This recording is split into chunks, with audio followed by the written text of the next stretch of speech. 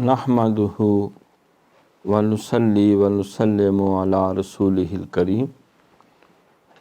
اما بعد فاعوذ باللہ من الشیطان الرجیم بسم اللہ الرحمن الرحیم الا ان اولیاء اللہ لا خوف علیہم ولا هم یحزنون الذین آمنوا وکانوا یتقون وقال النبی صلی اللہ علیہ وسلم العلماء ورثۃ الانبیاء صدق اللہ مولانا العظیم وصدق رسولہ النبی الکریم رب اشرح لی صدری ویسر لی امری واحلل عقدۃ من لسانی یفقہوا قولی اللہم صلی علی سیدنا و مولانا محمد و آلہ و صحابہ سیدنا و مولانا محمد و بارک وسلم صلی علیہ۔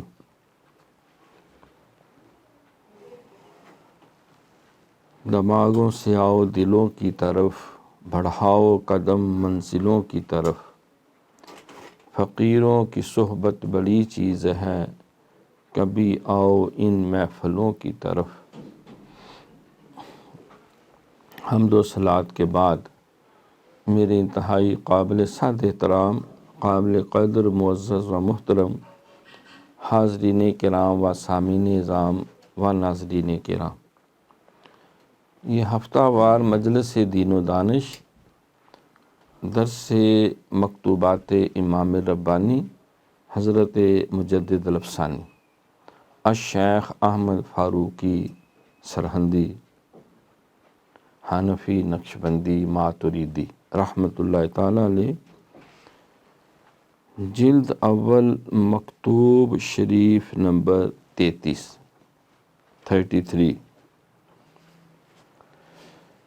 برے علماء کی مذمت میں جو دنیا کی محبت میں گرفتار ہیں اور جنہوں نے علم کو دنیا حاصل کرنے کا وسیلہ بنایا ہے، اور علماء زاہد کی تعریف میں جو دنیا سے بے رغبت ہیں، ملا حاجی محمد لاہوری کی طرف لکھا ہے۔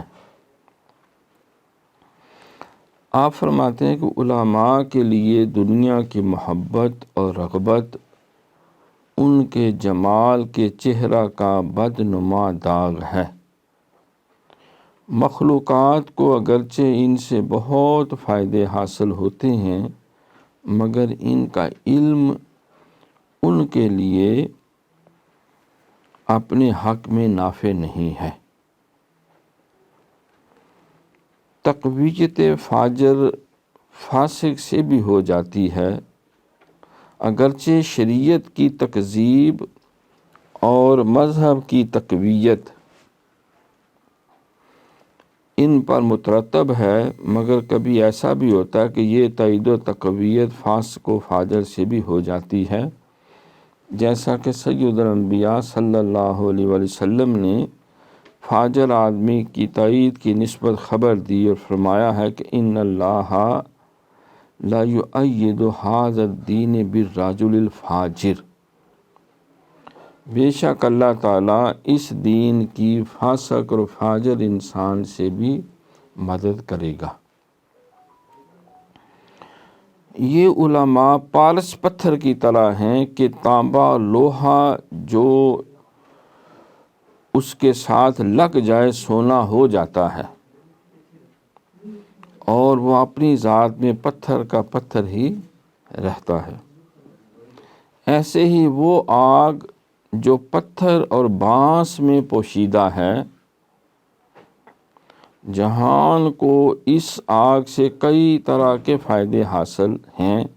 لیکن وہ پتھر و بانس اس اپنی اندرونی آگ سے بے نصیب ہیں۔ بلکہ ہم کہتے ہیں کہ یہ علم ان کے اپنے نفس کے حق میں مضر ہے کہ حجت کو ان پر پورا کر دیا گیا۔ ان اشد الناس عذابا یوم القیامت عالم لم ینفعہ اللہ بعلمہ، تحقیق لوگوں میں سے زیادہ عذاب کا مستحق قیامت کے دن وہ عالم ہے جس کو اپنی علم سے کچھ نفع حاصل نہ ہوا، اور کیوں کر مضر نہ ہو۔ وہ علم جو خدا تعالیٰ کے نزدیک عزیز اور موجودات میں سے اشرف ہے، اس کو دنیا کمینی کے مال و جاہ و ریاست کے حاصل کرنے کا وسیلہ بنایا ہے، حالانکہ حق تعالیٰ کے نزدیک ذلیل و خوار اور مخلوق میں سے بدتر ہے۔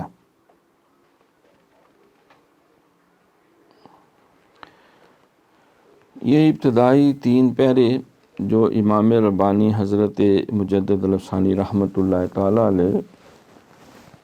جو اپنے وقت کے سب سے بڑے عالم بھی ہیں، صوفی بھی ہیں، مقتدا بھی ہیں، پیشوا بھی ہیں، علوم ظاہر و باطن کے اللہ کی توفیق و کرم سے شہنشاہ بھی ہیں، جن کو اللہ کی خصوصی تائید اور اس کا خاص کرم اور فضل ان کے شامل حال ہے، اور نگاہ مصطفیٰ صلی اللہ علیہ وآلہ وسلم کے پروردہ ہیں، اولیاء کرام، بزرگان دین اور 14 سلاسل طریقت سے فیض یافتہ ہیں،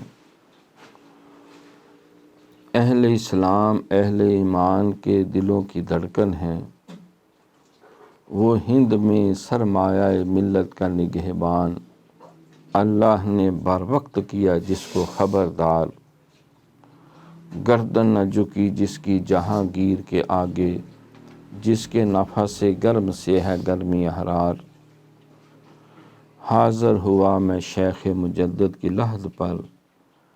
وہ خاک کے ہے زیر فلک مطلع انوار، اس خاک کے ذروں سے شرمندہ ہے ستارے، وہ خاک جس میں لیٹا ہے وہ صاحب اسرار۔ آپ کو امت محمدیہ نے بالاتفاق مجدد الافسانی رحمۃ اللہ علیہ کا نہ صرف لقب دیا بلکہ اس کو تسلیم کیا اور اس کو سند بنایا کہ پاک و ہند میں آپ کے وجود مسعود سے جو اسلام کو تقویت اور تر و تازگی ملی، اور جتنی بدعات و ضلالت و گمراہی جلال الدین اکبر اور اس کے حواریون نے ملا مبارک ناگوری، ابو الفضل فیضی، عبداللہ شوستری اور یہ ساری کمپنی جو ہے، اور علماء سو اور صوفیاء خام اور ہندوؤں کی بھگتی اور مختلف جو تحریکیں ہندو مت کے احیاء کی، جو جلال الدین اکبر کے پورے معاون اور ممد تھے، جنہوں نے اس کو عالم، عاقل، عادل اور افضل اور کتنے کتنے خطابات سے نوازا، اور اس کو ذل سبحانی اور ذل الہی جیسے القابات بھی دیے، اور انہی کے ماں پر اس نے دین اکبری بنا کر، جس کا نام اس نے دین الہی رکھا، اسلام کا حلیہ صرف مسخ نہیں کیا، بگاڑ کے رکھ دیا،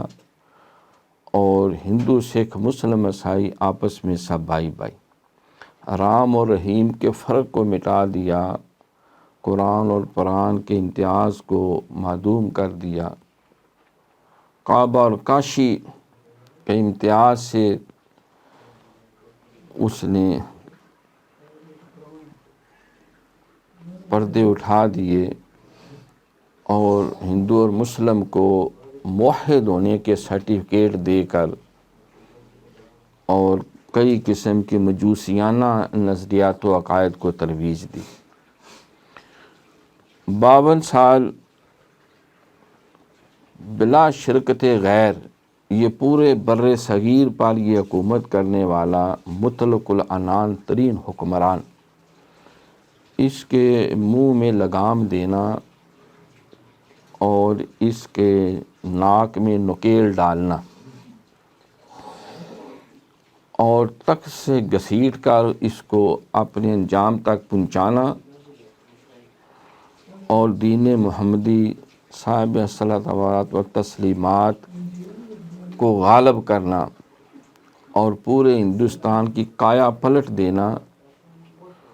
اور پوری دنیا میں علماء ربانیین کی جماعتیں نہیں وفود کو پھیلا دینا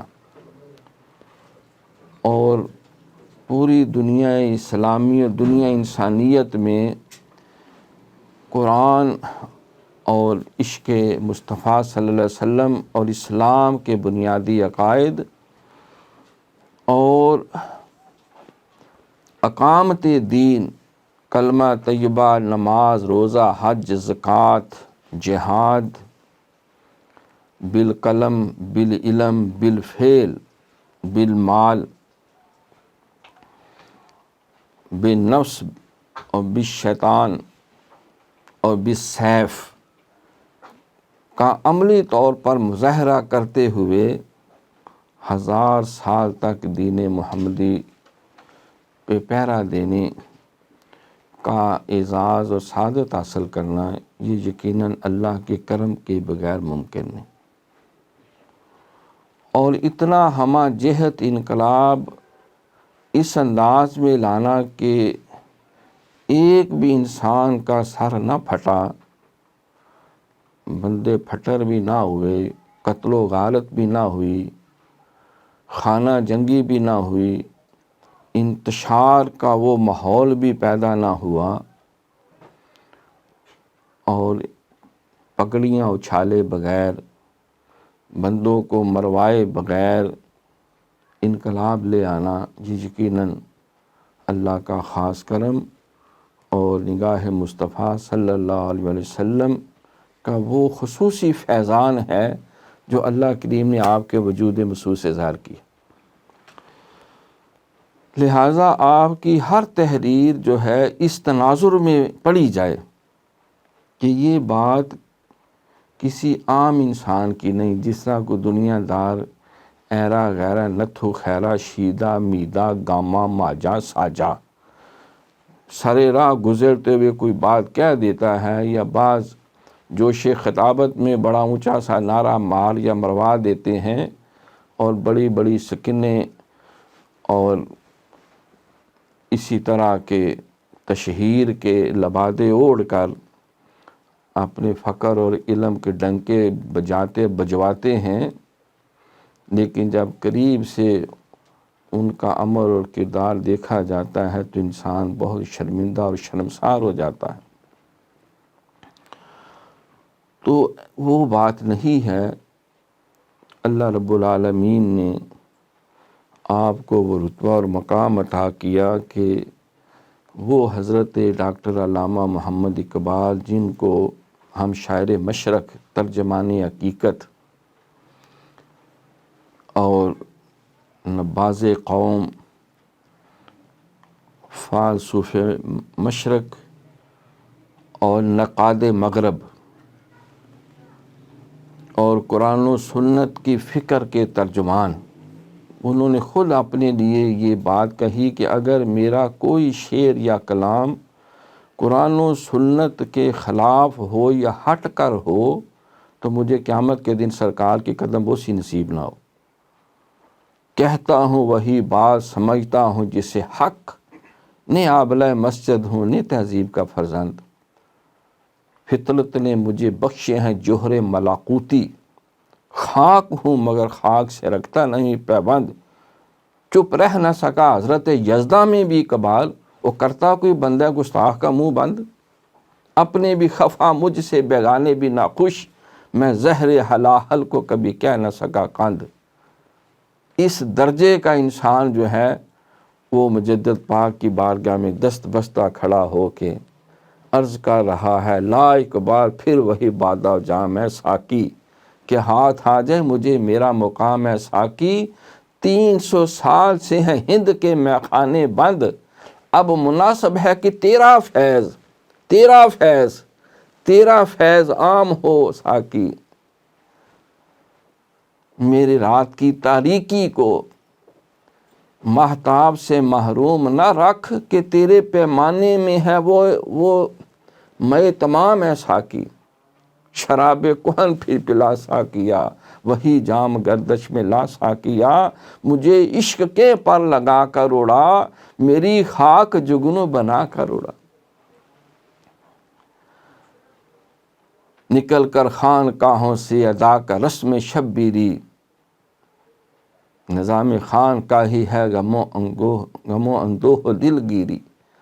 یہ مجدد پاک کی شان میں حضرت اقبال رحمت اللہ تعالی علیہ، آن شہیدان محبت را امام، نازنین ہند و چین و روم و شام، نام شس خورشید و میں تابندہ تر، خاک قبرش از منو تو زندہ تر،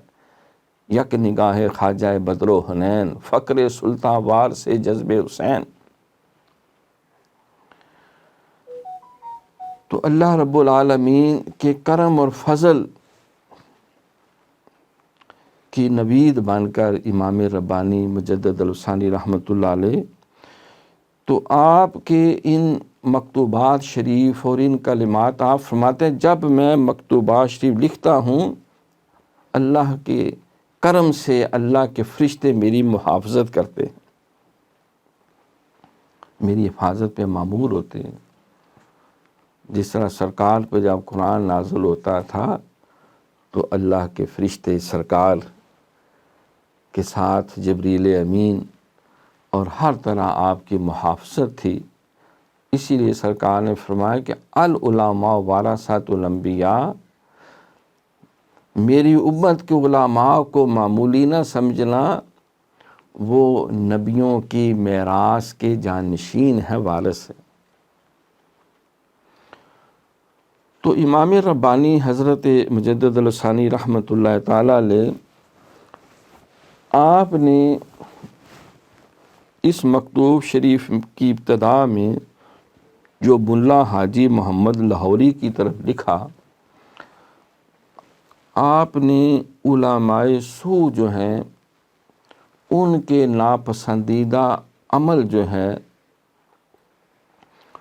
اس کے جتنے بھی مضمرات ہیں، نقصانات ہیں مخلوق کے لیے اور خود ان کی جان اور ایمان اور عاقبت کے لیے، ان کی طرف توجہ مبذول کروائیے، کیونکہ بسا اوقات عام لوگ یہ دیکھتے ہیں کہ فلاں شخص بہت پڑھا لکھا ہے، بہت بڑا اونچا شملہ ہے اور بہت زیادہ علم کے انبار لگے ہوئے ہیں، تو کہ ایویں تو عالم نہیں بن گیا ہوگا، کوئی ایویں تو اتنے درجے اور مقام تک نہیں پہنچ جاتا۔ وقت کے بادشاہ جو ہیں جن کی تعریف میں رطب اللسان ہیں، اور بڑے بڑے وزراء جو ہیں جن کے پیچھے نماز پڑھنا سعادت سمجھتے ہیں، اور حکمرانوں کی آنکھوں کے تارہ ہیں، وہ ایپل آف رولرز آئیز، اور جہاں جاتے ہیں بلے بلے ہو جاتی ہے، جمعہ بعد میں شروع ہوتا ہے، مسجد پہلے بھر جاتی ہے، اور نعروں کی گونج سے پورا شہر گونج اٹھتا ہے اور روشنیوں سے جگمگا اٹھتا ہے، کوئی بات تو ہوگی۔ تو ظاہری تابناکی کو دیکھ کر انسان بعض اوقات دھوکہ بھی کھا جاتا ہے، کھوتا بھی کھا جاتا ہے، اور اس ملمہ سازی سے حیران اور پریشان بھی ہو جاتا ہے۔ ابو الفضل کی کم شان تھی، مبارک ناگوری کا کم رتبہ تھا، فیضی کو تھوڑا اس وقت جو ہے وہ مانا جاتا تھا، اور اسی قبیل کے دیگر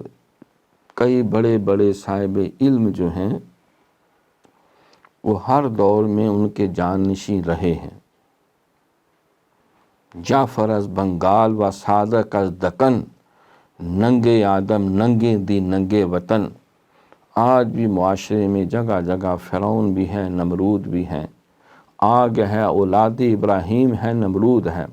حضرت اقبال نے بھی توجہ دلائی، آگ ہے اولاد ابراہیم ہے، نمرود ہے، کیا کسی کو پھر کسی کا امتحان مقصود ہے؟ ہر دور میں ستیزہ کار رہا ہے ازل سے تامروز، چراغ مصطفی سے چراغ بولہبیست۔ آج بھی عبداللہ بن ابی موجود ہیں، کلبوشن موجود ہیں، ریمنڈ ڈیوس کے بڑے بڑے نمائندے مامے اور نانے اور چاچے اور پھپھڑ موجود ہیں۔ قرآن نے نہیں کہا کہ ان المبذرین کانوا اخوان الشیاطین، یہ مبذرین یہ شیطان کے بھائی ہیں۔ تو ہر دور میں یہ طالع ازما لوگ رہے ہیں، ہر دور میں وہ ارطغرل غازی کا ڈرامہ چلتا ہے تو اس کو دیکھ کے کئی لوگ کہتے ہیں کہ یہ وہ کاچا ماچا جو ہے نا یہ اس کردار کا ہے، اور وہ ایک بظاہر تو وہ بھی باریش ہوتا ہے، لیکن وہ جس طرح قبیلے کے اندر فتنے پیدا کرتا ہے اور کس قدر وہ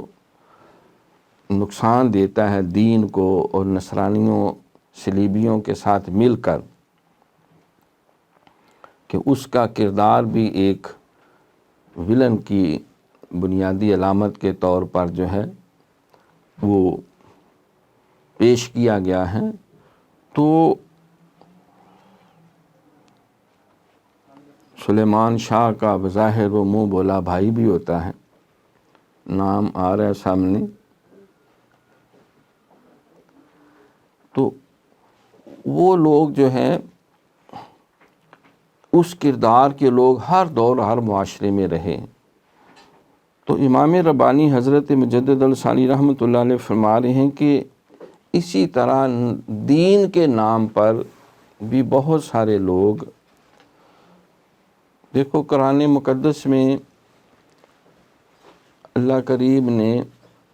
یقیناً اہل علم کی بہت تعریف کی ہے۔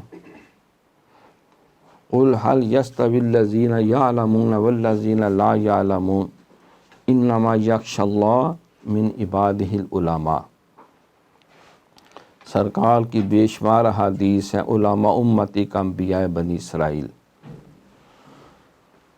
تو اسی قرآن میں جو یہودیوں کے بڑے بڑے علماء تھے ان کو اللہ کریم نے کل حمار کہا، گدھوں کی طرح کہا، کھوتوں سے تشبیہ دی گئی، اور کھوتے بھی ایسے جن پہ بوجھ بھی لدا ہوا، بلکہ مزید کہا کیا اولئک کالانعام بل ہم اضل، وہ تو بالکل چوپایوں کی طرح ہیں، اور کہا نہیں چوپایوں سے بھی بدترین ہیں۔ تو انہی الفاظ میں جس میں اللہ کریم نے اور جناب رسالت مآب صلی اللہ علیہ وسلم نے مذمت کی، تو انہی لفظوں کے ساتھ کم و بیش امام ربانی مجدد الثانی رحمۃ اللہ علیہ نے ان کی نقاب کشائی کی، کیونکہ انسان بعض کا بہت جلدی دھوکہ کھا جاتا ہے۔ کوئی لوگ ملاوٹ کر لیتے ہیں، کوئی آرائش کر لیتے ہیں، کوئی کیموفلیج کر لیتے ہیں۔ تو مجدد پاک نے ہمارے اوپر بڑا کرم کیا، ہمیں نشاندہی کر کے سمجھایا کہ تم کس طرح علماء سو اور علماء حق میں امتیاز کر سکتے ہو؟ کیسے پہچان سکتے ہو کہ یہ عالم تو ہے لیکن اللہ کی رحمت سے محروم ہے، اور فلاں عالم ہے اور اللہ کی رحمت کے ہر وقت سائے میں ہے؟ اللہ کے نبی صلی اللہ علیہ وسلم کے دین کا حقیقی محافظ ہے، خادم ہے، اور ملک و قوم اور انسانیت کا خیر خواہ ہے۔ اللہ اکبر۔ کلام مقدس میں اللہ کریم فرماتے ہیں وَتَعَاوَنُوا عَلَى الْبِرِّ وَالتَّقْوَىٰ،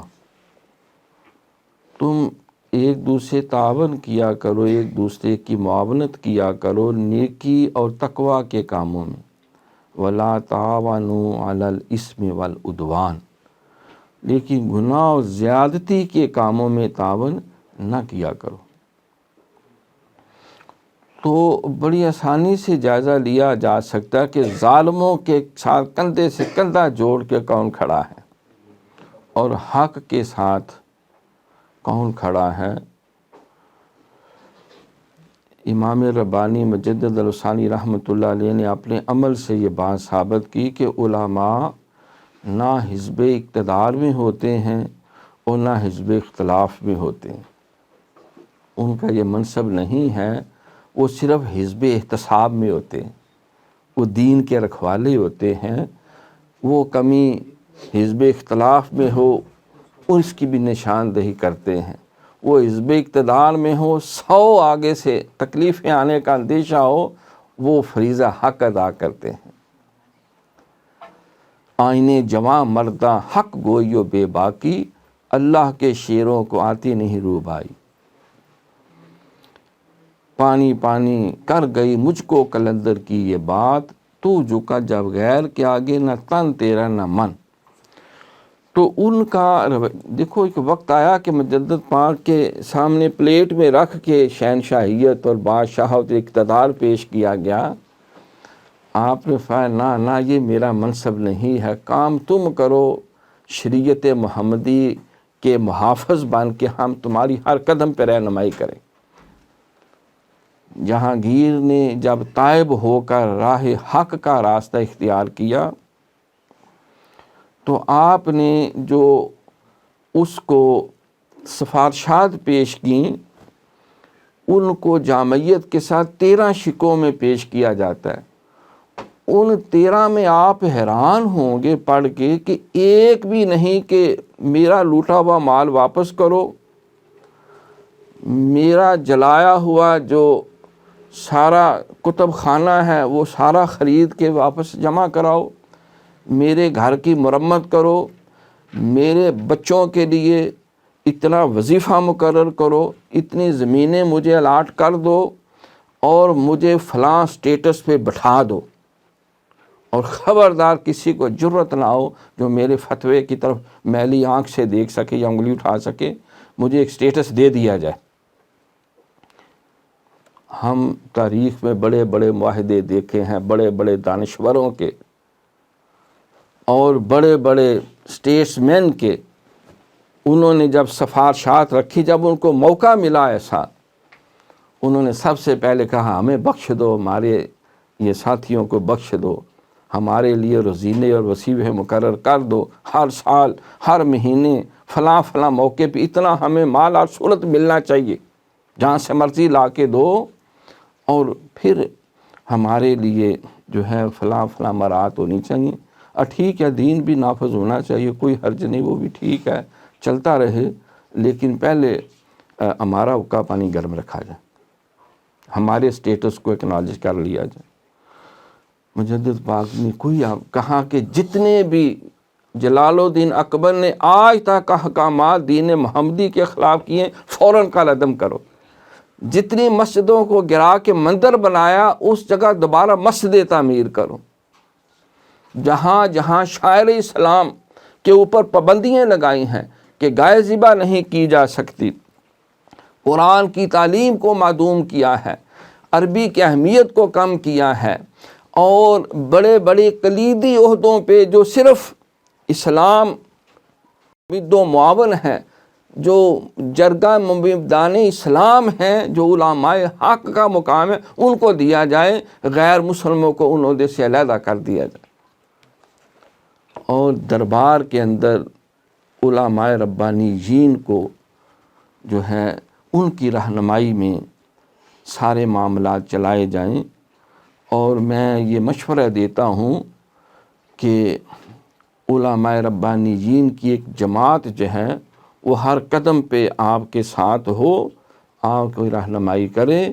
ان کی رہنمائی میں آپ تمام فیصلے جو ہے وہ طے کریں اور دین محمدی کو حقیقی معنوں میں نافذ العمل کریں۔ پورے برِ صغیر پاک و ہند میں جہاں جہاں تک مغلیہ خاندان اور جلال الدین اکبر کی حکومت قائم تھی، اور دیکھو جس جس خاندان پہ ظلم ہوا اس کی تلافی کی جائے، جن جن کی جاگیریں چھینی گئیں واپس کی جائیں، اور جہاں جہاں اسلام کو نابود کرنے کی کاوشیں ہوئی ہیں ان کا ازالہ کیا جائے، اور دین محمدی نماز، روزہ، حج، زکوٰۃ کو عملی طور پہ نافذ کیا جائے۔ سارے غیر مسلموں پہ زکوٰۃ نہیں، جزیہ نافذ کیا جائے، اور وہ سیدنا فاروق اعظم رضی اللہ تعالیٰ عنہ اور وہ دین جو خلفائے راشدین نے عملی طور پہ نافذ کیا تھا اس کو اسی روح کے ساتھ پورے طور پہ نافذ کیا جائے۔ اور وہ ایک ایک سفارش کے اوپر میں چاہتا ہوں اتنی ریسرچ کی ضرورت ہے۔ اچھا، یہ آپ نے جو باتیں کہیں کا یہ ساری ہو گئیں؟ جو اتنی بات کا سفارشات پیش ہوتی ہیں، ہوتا ہے ایسا؟ کوئی 2%، کوئی 5%، کوئی 7%، کوئی 10%۔ آپ کی عظمت کو سلام کرے، داد دے امام ربانی کی نگاہ ولایت کو، جتنی سفارشات پیش کی ان کو نافذ عمل کروا کے چھوڑا، اور پورے ہندوستان میں چھٹا خلیفہ راشد اورنگزیب عالمگیر جیسا حکمران اپنی نگاہ ولایت سے پیدا کر کے پیش کیا۔ یہ معاذ اللہ کا کرم تھا، یہ الہیت کے جذبے تھے۔ تو آپ نے علماء ربانیین، علماء حق اور علماء سو کے اندر ایک واضح لکیر کھینچ دی۔ صوفیہ خام اور صوفیہ محمدی کے اندر باقاعدہ ایک لکیر کھینچ دی۔ آپ نے حکمران طبقے میں جو دین سے غافل ہیں اور جو دین کے خادم ہیں، آپ نے واضح ان کے اندر فرق کر دیا، کیونکہ آپ فاروقی ہیں،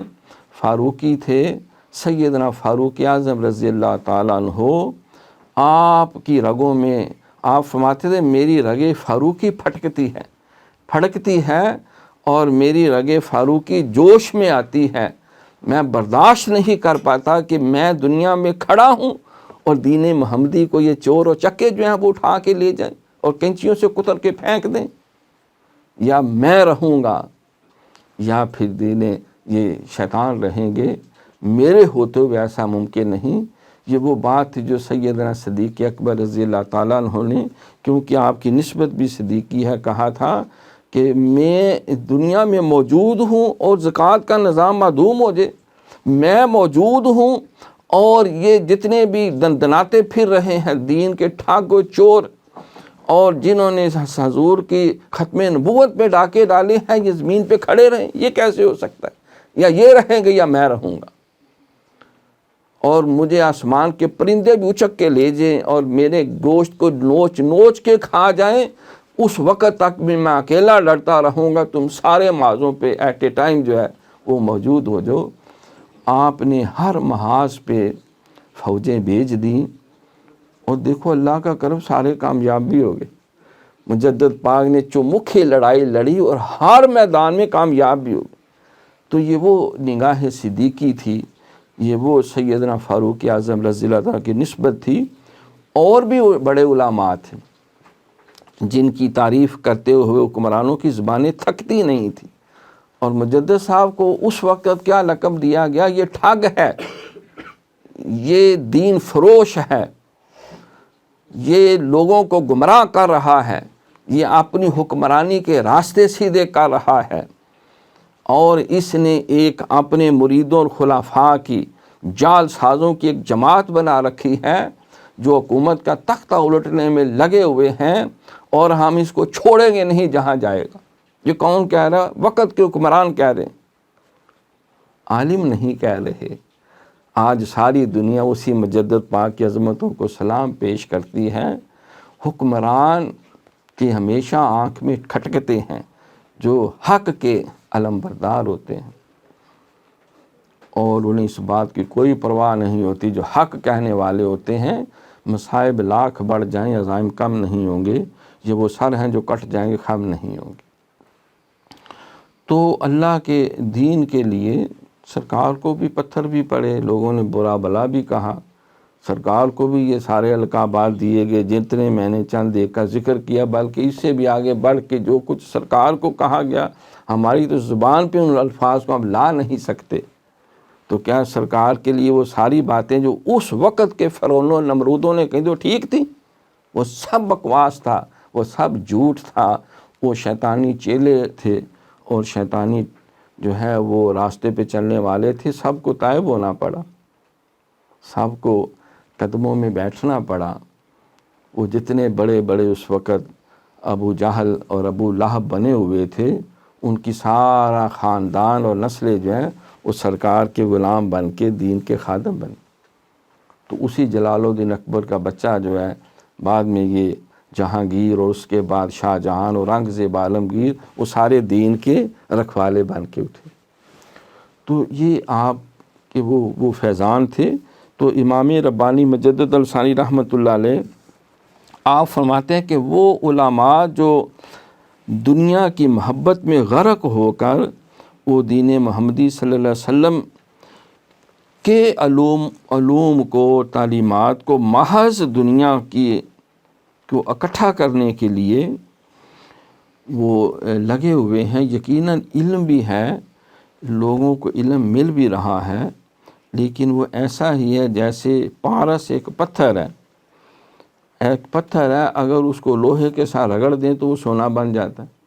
تانبے کے ساتھ رگڑ دیں سونا بن جاتا ہے، لیکن کیا خود وہ سونا ہے؟ نہیں، خود وہ پتھر ہی رہتا ہے۔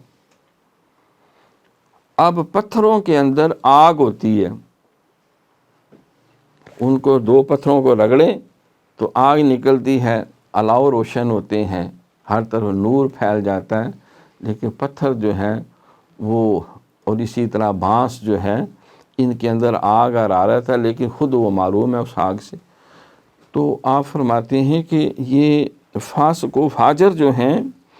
کیونکہ سرکار نے خود اس بات کو بیان فرما دیا تھا، ان اللہ یؤید ھذا الدین بالرجل الفاجر، کہ اللہ تعالیٰ اس دین محمدی صلی اللہ علیہ وسلم سے فاسق اور فاجر سے بھی کام لے لے گا۔ دیکھو نا، عبداللہ بن ابی، سارے لوگ اس نام سے واقف ہیں، ہمارے کچھ بڑے پرانے چہرے تشریف لائے ہیں وہ بھی واقف ہیں۔ عبداللہ بن ابی کا نام سارے جانتے ہیں، جس کو رئیس المنافقین کہا جاتا ہے۔ رئیس المنافقین، ان المنافقین فی الدرک الاسفل من النار، قرآن نے کہا جہنم کے بدترین درجے میں ہے وہ، ان کا بھی جو سردار ہے۔ اب بظاہر اس کا کردار پورے ٹنیور میں بہت ہی ناپسندیدہ مکروہ ہے، لیکن اللہ کریم نے اس سے بھی دین محمدی کا کس طرح کام لیا۔ مفسرین فرماتے ہیں کہ وہ مرنے لگا تو مرنے کے قریب تھا، تو جب یقین ہو گیا کہ اب میرا دانی پانی اٹھ گیا، اس کا سگا بیٹا اسلام کا مخلص ترین خادم ہے، سرکار کا صحابی ہے، امتی ہے، اور باپ جو ہے وہ، تو اس نے کہا کہ لگتا ہے میرا وقت آخری آ گیا ہے، تو جا کے اپنے نبی علیہ الصلوۃ والسلام سے کہیں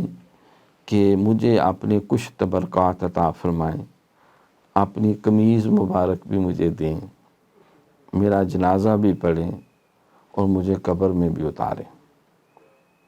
اور لعاب دہن اور اس طرح کے دیگر تبرکات سے بھی نوازیں۔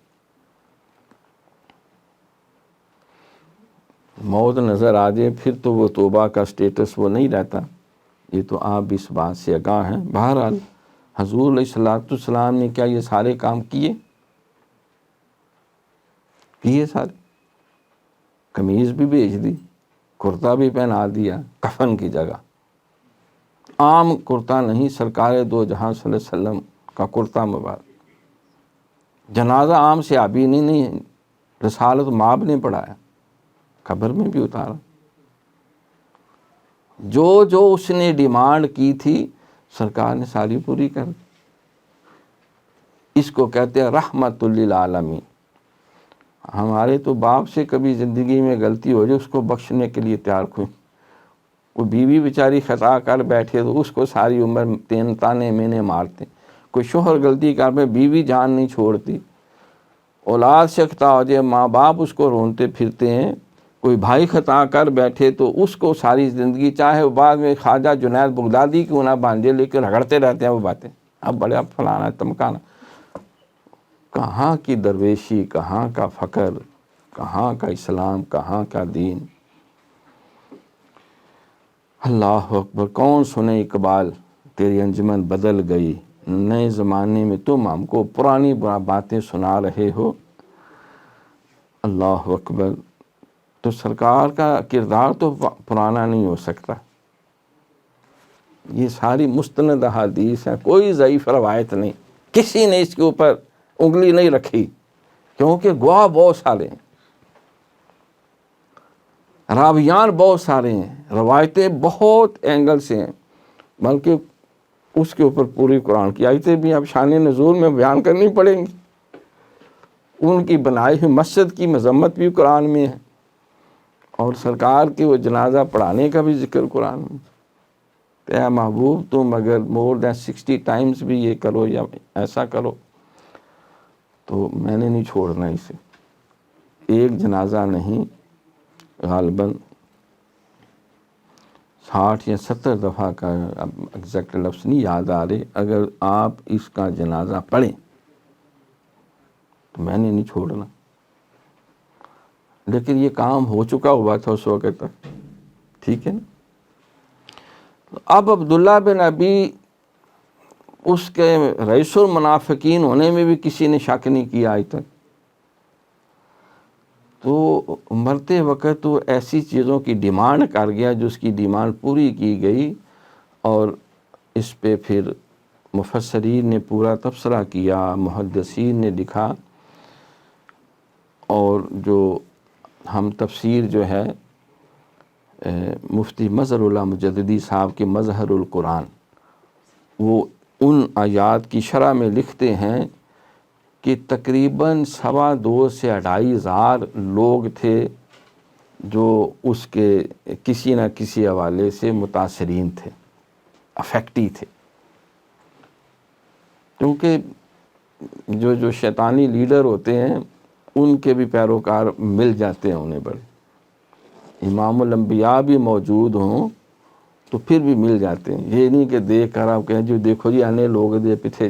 جان دے نو قربان نے لہذا تسی بھی فنا ہو جاؤ۔ تو سرکار کے اس عمل سے اس نے مرتے وقت جو مطالبے کیے پورے کیے، وہ 2,25,000 کم و بیش وہ سارے کے سارے سچی توبہ کر کے مخلص مسلمان بن گئے۔ مدد کر گیا جاتے جاتے دین کی، اس کے ذریعے اللہ نے اتنے لوگوں کا ایمان بچا لیا، راہ ہدایت پہ لگا لیا۔ اور طلیحہ جس نے نبوت کا دعویٰ کیا تھا، اللہ اکبر، اللہ نے ایک وقت آیا کہ اس کو بھی توبہ کی توفیق دے دی۔ سیدنا فاروق اعظم رضی اللہ تعالیٰ کے دور میں وہ طائب ہو کے پھر وہ ساری جماعت جو ہے وہ بڑے بڑے معاذوں پہ لڑی جا کے، تو اس نے جاتے ہوئے سرکار نے فرمایا کہ اللہ فاسر کو فاجر سے بھی دین محمدی کی تائید اور مدد کروا جائے گا۔ تو عبداللہ بن ابی تو چلا گیا، لیکن جاتے جاتے اللہ نے اس کے ذریعے اس نے ایسے مطالبے کی، انہوں نے یہ کہا کہ اس ظالم کو پتہ تھا کہ حضور کی قمیض کے ساتھ میری بخشش ہو سکتی ہے، آپ جنازہ پڑھیں گے تو میں بخشا جاؤں گا، آپ تبرکات دیں گے تو میری بچت ہوگی، میرے نام اعمال میں سوائے منافقت کے کچھ نہیں ہے، تو یہ ظالم خود حضور کو دل و جان سے مانتا تھا، ہمیں مس گائیڈ کرتا رہا۔ پتہ چلا کہ محمد صلی اللہ علیہ وسلم سچے ہیں، ورنہ مرتے وقت تو انسان جتنا مرضی ہو اس کو بہرحال سچ منہ پہ آ ہی جاتا ہے۔ تو اس نے سچ کہا، کر گیا ہے، تو اللہ نے اس کے ذریعے بھی دین کی کتنی بڑی تائید کروا لی۔ تو مجدد پاک فرماتے ہیں، یہ سرکار کی یہ حدیث آپ نے نقل فرمائی، پھر آگے یہ بھی بیان آپ نے کیا کہ لیکن وہ خود جو ہے، بلکہ ہم کہتے ہیں کہ یہ علم ان کے اپنے نفس کے حق میں مضر ہے۔ مثلا انسان دیکھو، ایک شخص ہے اس کو سچ اور جھوٹ کا علم ہی نہیں، اسے پتہ ہی نہیں کہ یہ بھنگ ہے، یہ نشہ ہے، حرام ہے، غلطی ہو گئی۔ بعد میں پتہ چلا کہ نہیں بھئی یہ بھی اس نشے میں شامل تھی چیز جو تم نے استعمال کی ہے، تو پھر بڑا ڈرا، خوفزدہ بھی ہوا۔ وہ لائق سزا تو ہے، لیکن ایک جس کو 100% پتہ ہے کہ یہ سکر میں آتا ہے، یہ شراب میں آتا ہے، اب انہوں نے علم ہونے کے باوجود دیکھو یہودیوں کے جو جہالات تھے ان کو کھوتا نہیں کہا دین، علماء سو جو تھے جنہوں نے سرکار کو پہچان کر یعرفونہ کما یعرفون ابناءہم، حضور کو ایسے پہچانتے تھے، قرآن کہتے ہیں جیسے ہمیں پتروں کو پہچانتے، 1000 بچے بھی کھڑے ہوں تو کہتے ہیں اے نہیں میرا پتر فلاں ہے، اس طرح وہ پہچانتے تھے۔ لیکن سرکار کو پہچاننے کے باوجود ضد کی وجہ سے، حسد کی وجہ سے، اور اپنا وہ پنڈت اور پروہت اور سٹیٹس بچانے کے چکر میں کہ پھر ہم جو ہے وہ عام شہری ہو جائیں گے، ہمارا تو کچھ نہیں بنے گا، ہمارے کیا حیثیت رہ جائے گی، ہم تو اللہ کے بیٹے ہیں، نحن ابناء اللہ احباء، ہم تو اللہ کے پتر ہونے کے دعوے کرتے ہیں، ہم تو اللہ کے لاڈلے چہیتے اور سادات کے بھی سب سے اعلیٰ سادات ہیں، تو پھر ہم ان کو وہ کیچڑ پاتی ہے، نعوذ باللہ کہتے تھے، جس طرح ہم بعض کا کسی کو کمین کہتے ہیں، تو ان کے نزدیک یہ اہل عرب یا جو بنو عدنان تھے، اسماعیل کی آل اولاد تھے، ان کو وہ کیچڑ پاتی ہے اور کمین کا سمجھتے تھے، اور ان کے لیے بڑے گندے گندے لفظ تاریخ میں ہیگرو کا لفظ کہتے تھے، بعض کا لونڈی زادہ بھی کہتے تھے، نعوذ باللہ کہ یہ لونڈی کی اولاد ہیں، حالانکہ ابراہیم علیہ السلام کے وہ صاحبزادے تھے، حضرت اسماعیل علیہ السلام، اور حضرت اسحاق علیہ السلام حضرت ابراہیم کے صاحبزادے تھے۔ تو وہ کہتے تھے نہیں یہ ہاجرہ کی اولاد ہے، اور ہاجرہ لونڈی تھی، حالانکہ وہ بھی تاریخی طور پہ دھوکہ دیتے ہیں، وہ مصر کی شہزادی تھی، جو اس بادشاہ نے ابراہیم علیہ السلام اور سیدہ سارہ کو پیش کی خدمت کے لیے، اور ایسے بیوقوف ہیں پھر اپنے اس سٹیٹس کو بھی بھول جاتے ہیں کہ حضرت یعقوب علیہ السلام کے 12 بیٹے تھے، ان میں سے 4 بیٹے تھے جو ان کے ماموں زاد جو بہن سے شادی ہوئی تھی، لیا اور جو راحیل ہے اس سے تھے، باقی جو تھے وہ بنہا اور زلفا وغیرہ جو باقی تھے وہ بھی کنیزیں تھیں، یعقوب علیہ السلام کی لونڈیاں تھیں۔ تو اپنے آپ کو بھول جاتے ہیں، تو وہ 12 کون سے سارے کے سارے جو ہیں وہ حضرت یعقوب علیہ السلام کے وہ ماموں زاد کے جو بہنیں ان میں سے تھے، جو ان کی بیویاں تھیں۔ تو یوں نہ ہو برچھی تان کے اپنا بیگانہ ذرا پہچان کے، لیکن شریعت محمدی نے سرکار نے فرمایا کہ اسلام کے اندر جو ہے وہ جو سربلندی ہے، ان اکرمکم عند اللہ اتقاکم، فضیلت کا معیار خاندان نہیں، محض جو ہے وہ فضیلت کا معیار تقویٰ ہے۔ اگر تقوی کی دولت نہیں تو نوح علیہ السلام کا سگا بیٹا بھی ہوگا تو اس کو بھی طوفان نوح میں غرق کر دیا جائے گا، اور یہ بھی کہا گیا کہ تمہاری آل سے ہی نہیں۔ تو یہودی علماء جو ہیں اور عیسائیوں کے جو اس وقت پادری تھے، وہ اپنے آپ کو اللہ کے بیٹے اور اللہ کے لاڈلے ہونے کا قرآن کے اندر واضح طور پہ لکھا ہے، وہ دعویٰ کرتے تھے۔ تو مجدد پاک فرما رہے ہیں کہ وہ بھی علم والے تھے، لیکن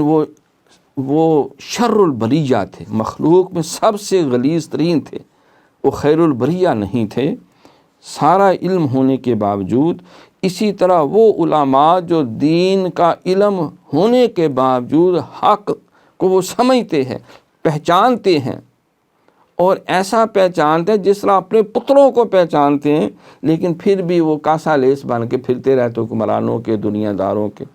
اور جس طرح بکری کے پیچھے میمنے پھرتے ہیں، وہ اس طرح ان کے پیچھے پیچھے صرف دنیا کا فائدہ حاصل کرنے کے لیے، فنڈز لینے کے لیے، چندے لینے کے لیے، اور اپنی جو ہے وہ ٹھاٹھ باٹھ چلانے کے لیے، اور وہ کٹھے کر کے اب جو ہے وہ اپنے ہی انسان کے پیٹ سے کپڑا اٹھائیں تو ننگا ہوتا ہے۔ ہمارے اپنا ملک جو اس وقت معاشی جو ہے وہ برے آزمائش سے گزر رہا ہے، بدحالی کا شکار ہے، اور ہمارے جو بڑے بڑے حکمرانوں کے جتنے سرکردہ لوگ ہیں، اور بہت سارے ان میں مشائخ بھی ہیں، علماء بھی ہیں، جن کے پاس تھوڑے نہیں اربوں کے حساب سے پیسے ہیں، دولت ہے، وہ کم از کم ملک میں ہی رکھ لیں تو اس سے بھی اتنا کو فائدہ ہو جائے کہ کام چلنا شروع ہو جائے۔ انہوں نے ملک میں نہیں باہر رکھے ہوئے۔ چلو جن کو ہم کہتے ہیں کہ یہ تو ہیں ہی کتے کمینے ہیں، یہ تو دنیا کے ڈاگز ہیں، یہ سور ہیں، فلاں ڈمکان ہیں، انہیں تو دین کا سمجھ و شعور ہی نہیں، نہ ان کا دعویٰ ہے کہ ہم کوئی روحانی پیشوا ہیں، نہ کوئی ہم مذہبی سیادت اور قیادت کا انہوں نے کوئی دعویٰ کیا ہے۔ وہ تو ننگے چٹے کہتے ہیں ٹھیک ہے ہمارا اوڑھنا بچھونا دنیا داری ہے،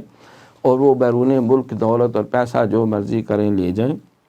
لیکن جو دین کے ٹھیکیدار بنے ہوئے ہیں اور کسی وہ کھنگرے نہیں دیتے اونچا، اور روحانی پیشوا ہے، اور کسی کی وہ پیشوائی کے وہ سرٹیفکیٹ جاری کرتے ہیں، جس طرح وہ پادری جو ہیں وہ پارٹنرز تھے وہ کرتے تھے، تو اب کیا کریں؟ تو مجدد پاک رحمۃ اللہ علیہ نے جس بیماری کی نشاندہی کی ہے وہ ہر دور میں کسی نہ کسی صورت میں رہی ہے۔ تو آپ فرماتے ہیں ان کے بارے میں جو ہے وہ سرکار کا فرمان ہے کہ اِنَّ شَدُّ النَّاسِ عَذَابًا یوم القیامۃ عالم لم ينفعہ اللہ بعلمہ، تحقیق لوگوں میں زیادہ عذاب کا مستحق قیامت کے دن وہ عالم ہے جو اپنے علم سے کچھ نفع حاصل نہ کرے۔ اور فرمایا اور کیوں کر مضر نہ ہو وہ علم جو خدا تعالیٰ کے نزدیک عزیز اور موجودات میں سے اشرف ہے، اس کو دنیا کمینی مال و جاں اور ریاست کے حاصل کرنے کا وسیلہ بنایا انہوں نے، حالانکہ دنیا حق تعالیٰ کے نزدیک ذیل و خال مخلوقات میں سب سے بدتر ہے۔ اور قرآن پاک کی آیت اللہ فرمایا، سرکار کی حدیث ہے، سرکار نے فرمایا کہ اگر اس دنیا کی قدر و قیمت اللہ کے نزدیک یہ مال اسباب اور جس کو ہم ٹھاٹ باٹ سمجھتے ہیں ایک مچھر کے پر جتنی ہوتی، مچھر پورا نہیں، دونوں پر نہیں، ایک پر جتنی ہوتی، اللہ کسی کافر کو پانی کا گھونٹ بھی نہ دیتا۔ اگر اللہ کے نزدیک ہر شے مومنوں کو مل جاتی، تو لہٰذا وہ دنیا جس کو ہم بہت بڑا معیار حق سمجھتے ہیں، اللہ کے نزدیک وہ مچھر کے پر جتنا۔ آپ فرماتے پس خدا کے عزیز کو خار کرنا اور اس کے ذلیل کو عزت دینا بہت برا ہے۔ اور وہ لوگ جو علماء حق کو نظر انداز کر کے علماء سو جو ہیں ان کی جو ہے وہ سرپرستی کرتے ہیں اور ان کو اپنے ساتھ لیے پھرتے ہیں، فرمایا کہ یہ بہت بری حرکت ہے، حقیقت میں خدا تعالیٰ کے ساتھ مقابلہ کرنا ہے۔ کو اللہ فرماتا ہے کہ من عاد لی ولیا فقد آذنت بالحرب، جو میرے ولی کو چھیڑے گا میں خود اس کے خلاف اعلان جنگ کرتا ہوں۔ فرمایا تعلیم دینا اور فتویٰ لکھنا اس وقت فائدہ مند ہے جب کہ خالص اللہ کے لیے ہو، اور جب جاہ و ریاست اور مال و بلندی کی آمیزش سے خالی ہو، اور اس خالی ہونے کی علامت یہ ہے کہ دنیا میں زاہد ہو اور دنیا و ما فیہا سے بے رغبت ہو۔ یعنی جو دنیا کا مال اسباب، ہم نے اپنی شیخ و مرشد کو دیکھا، وہ چاہتے تو سونے کی اینٹوں کا اپنے لیے محل بنا سکتے تھے۔ 50,000 مریدین تھے،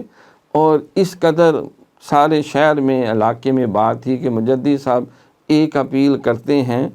تو اتنا مال اکٹھا ہو جاتا ہے کہ سارے شہر کے بعض علماء مل کر جو ہیں وہ اس کا 5% بھی ان سے اکٹھا نہیں ہوتا،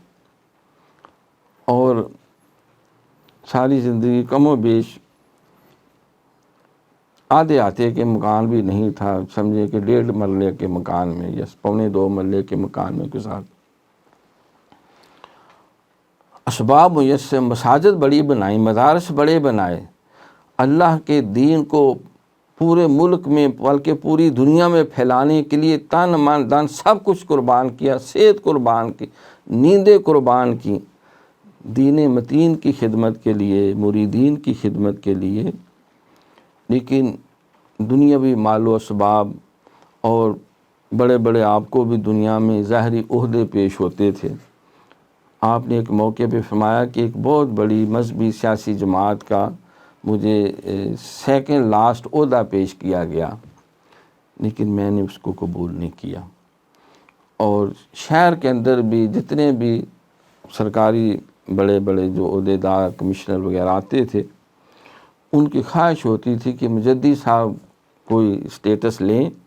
تو ان کے، لیکن آپ نے کبھی بھی اس کو پسند نہیں کیا، اور ان کے پیچھے پیچھے پھرنے پھرانے کے لیے آپ نے کہا میں نے یہ دین محمدی کی اپنا تاج سر پہ نہیں رکھا۔ تو لیکن بعض تھے وہ جو ہی پتہ چلتا ہے کہ نیا ڈی سی آ گیا، ایس پی آ گیا، فلاں آ گیا، وہ دن میں بعد میں دفتر میں آتا تو پہلے وہاں جا کے بینچ پہ بیٹھ جاتے تھے۔ تو قبلہ عالم جو ہیں، ہم نے ان کی سیرت دیکھی، کردار دیکھا، اور ساری زندگی حضرت سیدنا پیر کرم شاہ صاحب رحمۃ اللہ تعالی علیہ، ان کی ساری سیرت اور کردار ہمارے سامنے کھلی کتاب۔ تو دین محمدی کی آپ یاری کے لیے انہوں نے سر توڑ کوششیں کی، لیکن ذاتی جاگیریں بنانے کے لیے اور ذاتی فائدے حاصل کرنے کے لیے اللہ رب العالمین نے ان کے قلب کو پاک رکھا۔ تو مجدد پاک بھی فرماتے ہیں کہ یہ تعلیم دینا، فتوے لکھنا اس وقت فائدہ مند ہے جب خالص اللہ ہی کے لیے ہو، اور جب جاہ و ریاست و مال و بلندی کی امیزت سے خالی ہے۔ اور اس خالی ہونے کی علامت یہ ہے کہ دنیا میں زاہد ہو اور دنیا و مافیہ سے بے رغبت ہو۔ زاہد کہتے ہیں بے نیاز، بے نیاز۔ وہ علماء جو اس بلا میں مبتلا ہیں اور اس کمینی دنیا کے محبت میں گرفتار ہیں، وہ دنیا کے عالموں میں سے ہیں، اور برے عالم اور لوگوں میں سے بدتر اور دین کے چور یہی عالم ہیں۔ حالانکہ یہ لوگ اپنے آپ کو دین کا پیشوا جانتے ہیں اور مخلوقات میں سے اپنے آپ کو بہتر خیال کرتے ہیں۔ قبلہ عالم کو دیکھا، کبھی بڑے بڑے علماء مشائخ یوں بیٹھے ہوتے تھے جیسے شاید یہ سب کے خادم ہیں، اور جس طرح حضرت خواجہ باقی باللہ دہلوی مجدد صاحب جیسے مرید، شاہ عبد الحق محدث دہلوی جیسے مرید، اور وقت کے بڑے بڑے قاضی حضرات اور بڑے بڑے سپہ سالار، یہ محبت خاں، اقلیج خاں، فرید خاں، یہ سارے ان کے مرید تھے براہ راست۔ بعد میں مجدد صاحب کے پھر حلقہ وہ محبت میں آئے، وہ بھی خواجہ صاحب نے حکم دیا کہ اب میرے بعد یہ کام انہوں نے کرنا، لہذا ان کے معاون بن جاؤ۔ تو آپ ان میں اس طرح بیٹھے ہوتے تھے کہ یہ ان کے نوکر اور خادم ہیں، اور یہ باقی سارے جو ہیں وہ بڑے بڑے وقت کے شہنشاہ۔ تو کتمان احوال کے لیے اپنی کیفیات کو چھپانے میں اور عاجز انکساری میں حضرت خواجہ باقی باللہ دہلوی رحمۃ اللہ علیہ، سارے بڑے بڑے محققین نے لکھا کہ کوئی درویش پاک و ہند میں نظر نہیں آتا، لیکن 40 سال میں وہ کام کر گئے کہ لوگ 4000 سال میں شاید نہ کر سکیں۔ تو یہ ان کی للہیت اور اخلاص تھا کہ اللہ کریم نے تھوڑے سے وقت میں ایسا ان سے کام لیا، ایسی انہوں نے جماعت تیار کر دی جو ساری دنیا میں دین محمدی کا انہوں نے جھنڈے گاڑ دیے۔ اللہ اکبر۔ تو مجدد پاک فرماتے ہیں کہ حالانکہ یہ لوگ اپنے دین، پھر یہ آپ نے لکھی وَيَحْسَبُونَ أَنَّهُمْ عَلَىٰ شَيْءٍ أَلَا إِنَّهُمْ هُمُ الْكَاذِبُونَ اسْتَحْوَذَ عَلَيْهِمُ الشَّيْطَانُ साहुम ज़िक्र अल्लाह उलाइका हिज़्बुश शैतान ला इन हिज़्ब शैतान हुमुल खासिरून। कुरान की आयत आपने लिखी, और गुमान करते हैं कि हम भी कुछ हैं, ख़बरदार ये लोग झूठे हैं। यानी उनका दावा है कि हमारे बगैर कोई फ़ैसला नहीं हो सकता, हम बहुत कुछ हैं। कुरान कहता है ख़बरदार ये लोग झूठे हैं, इन पर शैतान ने गलबा पा लिया है और उनको अल्लाह की याद से गाफिल कर दिया है। ये लोग शैतान का गिरोह हैं। ये कुरान पाक का फ़ैसला है, ख़बरदार रहो, शैतान का गिरोह घाटा खाने वाला है। अल्लामा ने भी कहा ना, अल्लाह से करे दूर तालीम भी फितना, अल्लाह से करे दूर तालीम भी फितना, इमलाक भी, औलाद भी, जागीर भी फितना। न हक़ के लिए उठे वो शमशीर भी फितना, शमशीर ही क्या नारे तकबीर भी फितना। तो ये फितनों में, ये कुरान पाक की गोया की आयत का अल्लामा ने ये तर्जमा किया था। फिर आप फरमाते हैं किसी अजीज़ ने शैतान लईन को देखा कि फ़ारिग बैठा है और गुमराह करने और बहकाने से खातर जमा किया हुआ है, उसे टेंशन ही नहीं।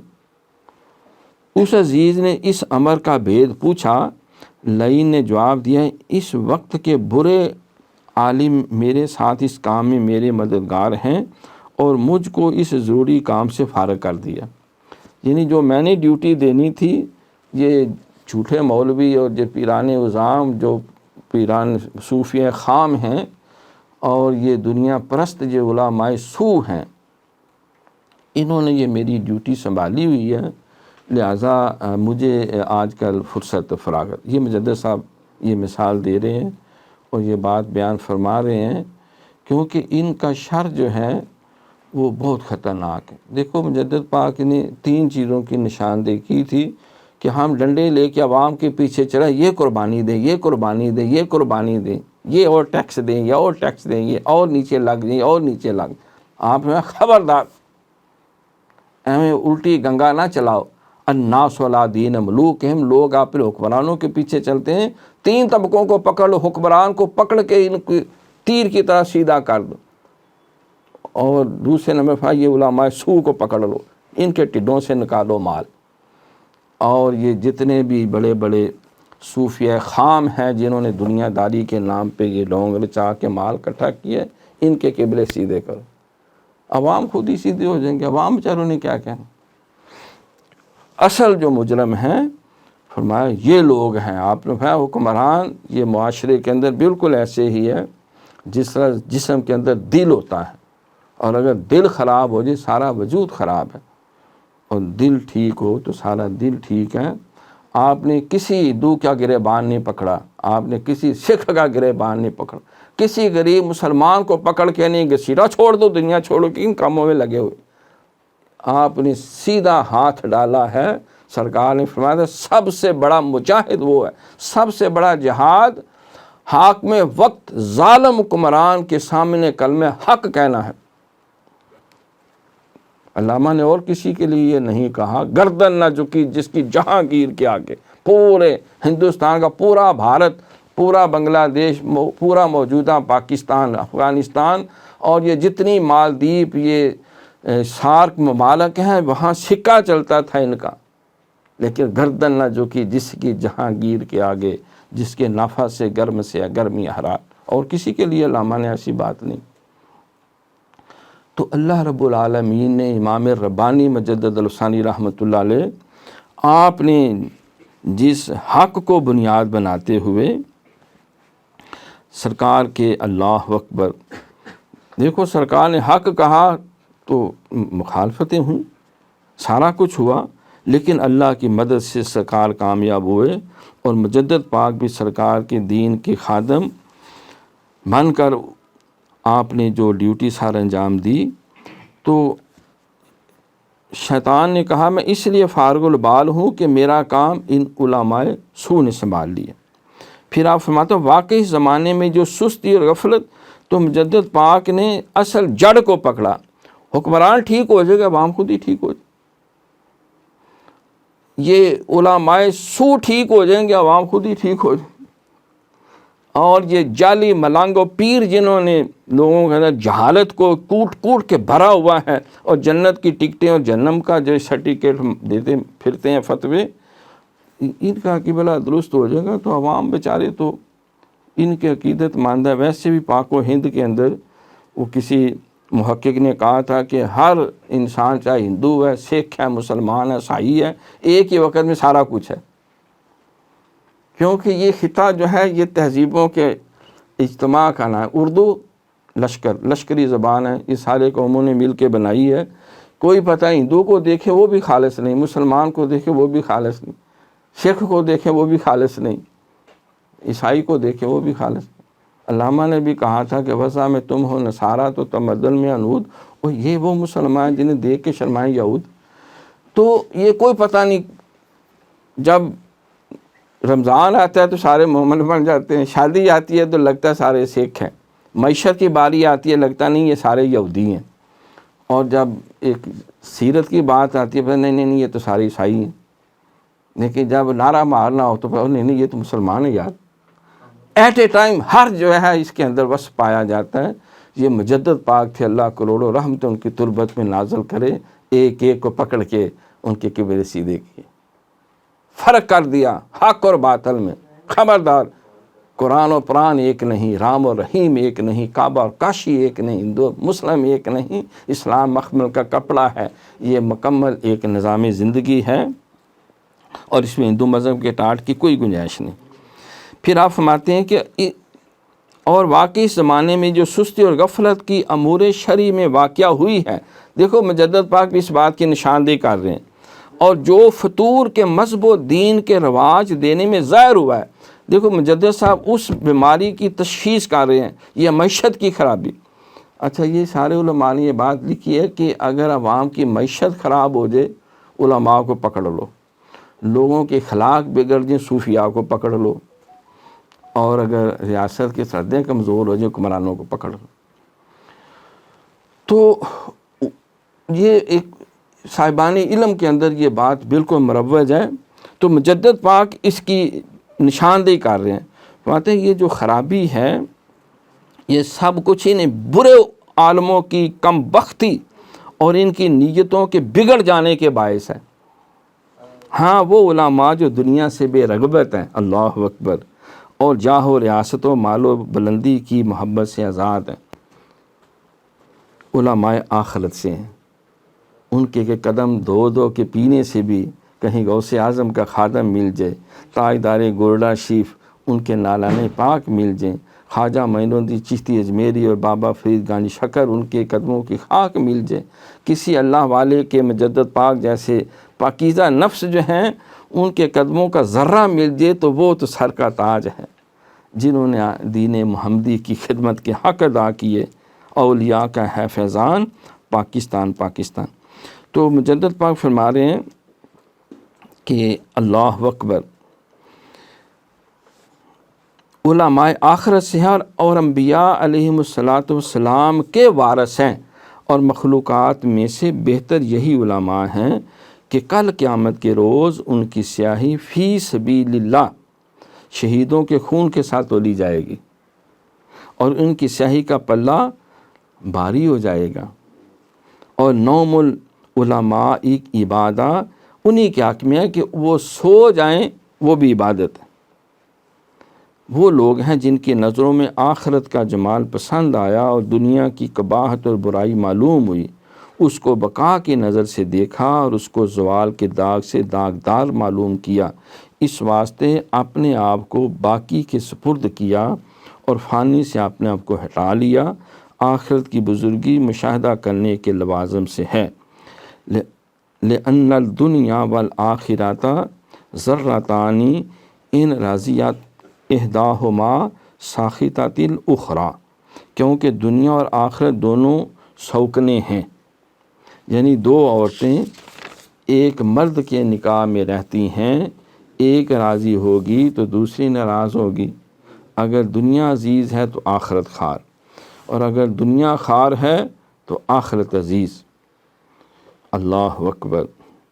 ان دونوں کا جمع ہونا گویا دو ضدوں کا جمع ہونا ہے. ما آسن الدین و دنیا لوجتمعا، دین و دنیا اگر جمع ہو جائے تو کیسا خوب ہے۔ ہاں بعض مشائخ جو اپنی آرزو اور خواہش سے بالکل نکل چکے ہیں، بعض نیک نیتوں کے باعث اہل دنیا کی صورت اختیار کی ہے۔ دیکھو آپ نے صرف ایک طرف ہی جو ہے وہ لاٹھی نہیں گما دی، ایک اعتدال کا راستہ بھی دیا۔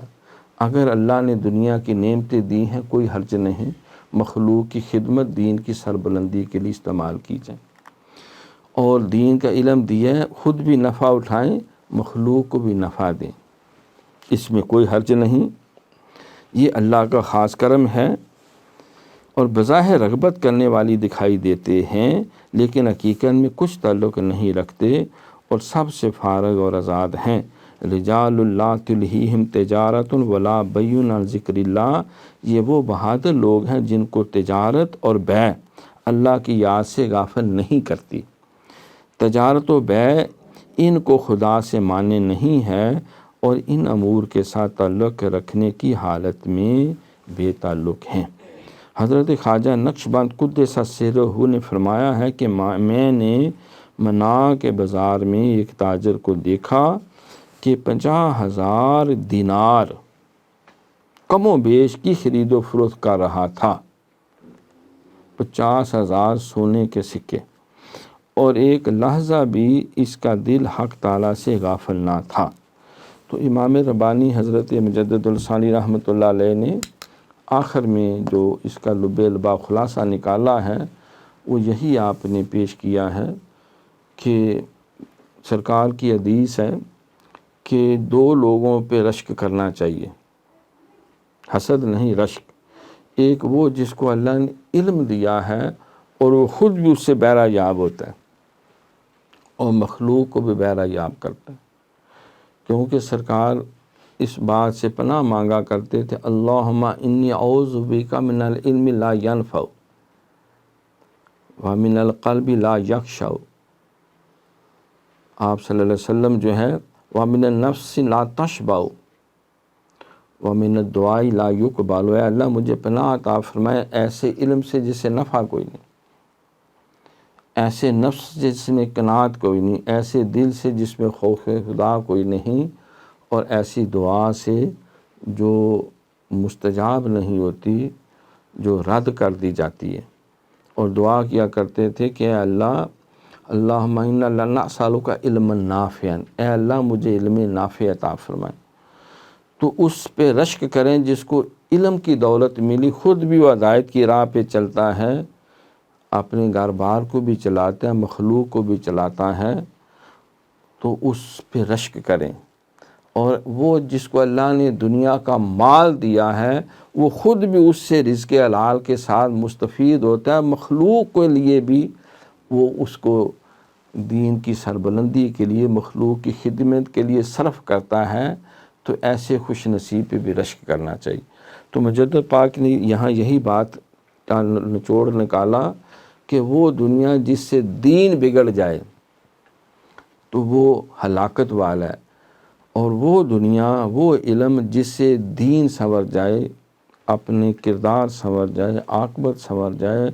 مخلوق کی خدمت ادائی کی راہیں کھل جائیں، تو وہ